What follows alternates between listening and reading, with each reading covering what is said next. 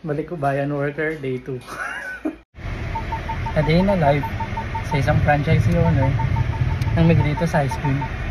So ang bait nga pala ng boss ko kasi kasama sa kontrata na iatid niya ako ng workplace ko. So ito nga pala si boss. Siya yung magiging natin yan, service. So dito na tayo sa SM Calamba. Uniform ako. Punta na tayo sa pwesto.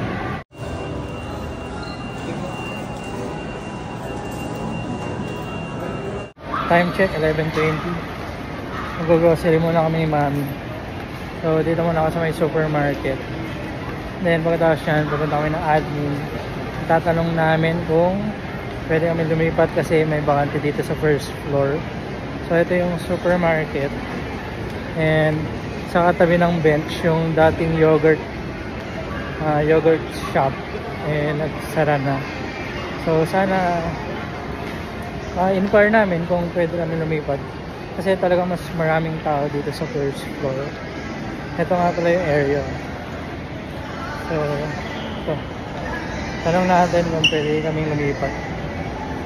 Dito tayo ngayon sa first floor sa SM Supermarket, SM Calamba. Siyempre support natin yung brand kasi dito sa baba meron ding Negritos, chocolate and OB flavor. 30 pesos lang, quality na ice cream na, 80% less sugar. So lunch time, ang ganda talaga ng company na to kasi yung boss mo ililibre ka ng lunch. So dito kami ngayon, mag-ramen kami ni boss. And tara, enjoy natin. Boss, thank you sa pag-load. Kahit 2 days pa lang ako nagtatrabaho sa inyo. Parang isang buwan sa road ko na to. Isang thank you. Orders complete na po. Thank you.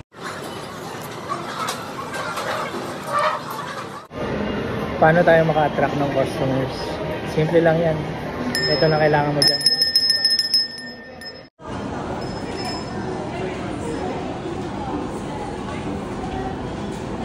So 5:45 PM, medyo naging maganda yung traction ng after 3 o'clock. So nakapag 23 cups na kami and maraming Belgian po. So meron pa kaming 3 hours to operate. Siguro maganda-ganda yung sales namin, pero tingnan natin sa total later. But for now, I'm happy kung ano nangyayari sa operation namin. So, ice cream.